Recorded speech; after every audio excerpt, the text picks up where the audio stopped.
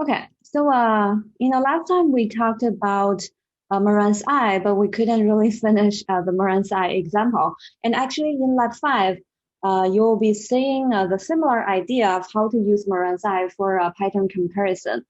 So for this Morans I example I have in the slides, I'll be talking about basically, as you folks can see, we're looking at the Florida counties.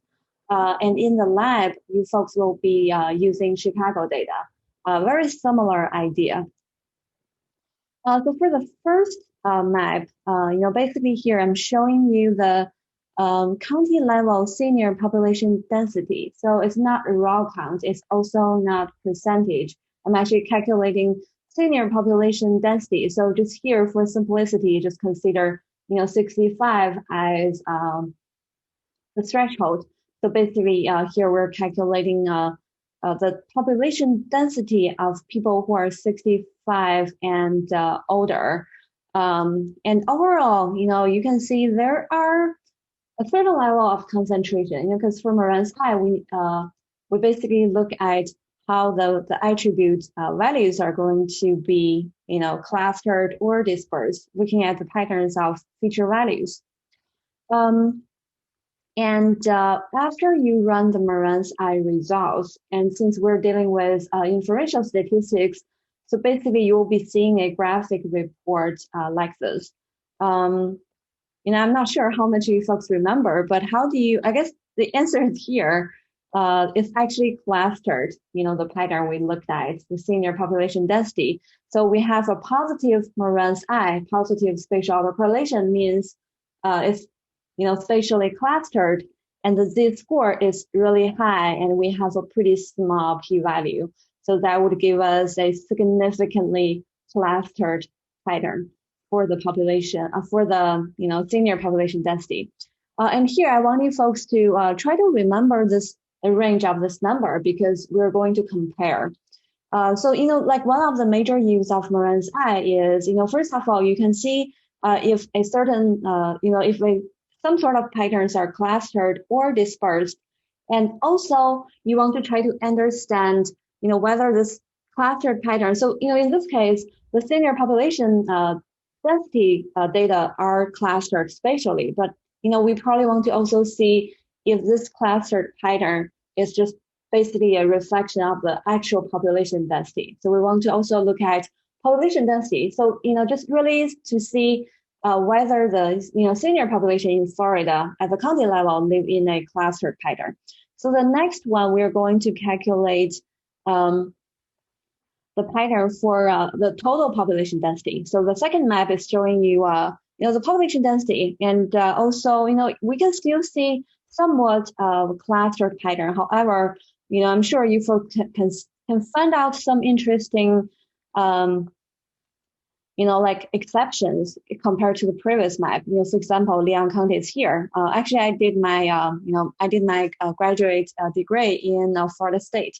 So here's just really answers the question why Leon County has a high total population density. It's a capital city. Is also Tallahassee. So basically, Tallahassee is part of the Leon County. So it's a capital city, and also, it's basically a college town. So, but either way, we look at the pattern, and then we also want to calculate the patterns through the Morans I. Again, we see a significantly clustered pattern because the Morans I is still higher than 0, so it's positive. Positive spatial autocorrelation means clustered. We have a high z-score. However, I remember the previous z-score for the senior population density was higher than this. And also the previous Morans I was also a little bit higher than this. The previous Morans I was 0.53, so it's slightly higher. Which also, you can probably argue that it's not that different. However, in this case, the pattern seems to be, it's getting interesting that it's kind of like a question you can, try to dig into. So population density and senior population density, they're both clustered spatially. However, it doesn't necessarily just, like the concentration of senior population is not necessarily a result of the actual population distribution, because if you compare both, even if there's just only a slight difference, it's still the pattern is still like, the senior population seems to be even more clustered compared to the population density. So that could indicate there may be some other factors that explain the concentration of senior population density. So that's just really, like a first step. If you're doing an extra research, you calculate the Morans I, you create the maps, and then it just feels like there are more issues, or there are more factors you can look into. So Morans I sometimes can be used as, like a preliminary step to answer your bigger question. So just a quick summary. If we're using Morans I for comparison, and also this part is also related to the midterm, there are a few things which we will have to make sure things are consistent so that we can make valid comparisons. First of all, in our case, we're making the same study area and scale. So for the comparison, we're using county level data in Florida. So the comparison has to be in the same spatial unit and scale.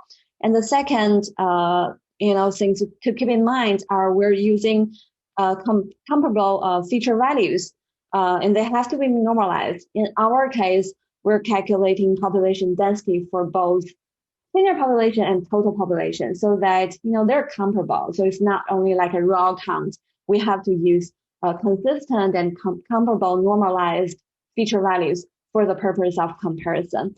And the last one, actually, you will see from lab 5, when you calculate the Morans I, we'll also have to make sure to use the same two settings, including specifically the spatial relationships, the distance band, and the row standardization. So I have more specific explanation in the lab instructions.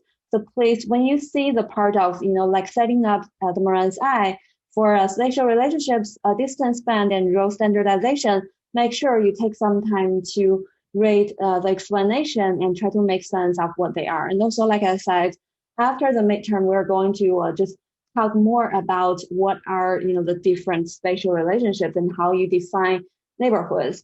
And feel free to let me know if you're not sure. Like if you try to read a few resources and still couldn't really understand what they are, we can, talk about them together. And also, next week, we have 2 days to work on the midterm. So I'm planning to make the midterm exam available tomorrow morning so that you can get started early if you want to. But also, I felt like it's totally fine if you just wait until next week to work on the midterm exam. Just take some time to finish the lab assignments, and also take some time to review using the study guide. And on Monday and Wednesday next week, we can still try to spend some time to explain, anything that you're not sure. For example, if there are any questions from the reading quiz that you want me to clarify, we can take the time to review next week. Yeah, so, that's all I have. So even though I say the take-home exam will take place from, the 12th, but I'm planning to make the questions available tomorrow. So that some of you can maybe get started on the practical portion early, because the practical portion is something you can open and work on, maybe the first question, because there will be several different questions. Okay. Yeah, I think that's all I have for today. I'm going to stop recording.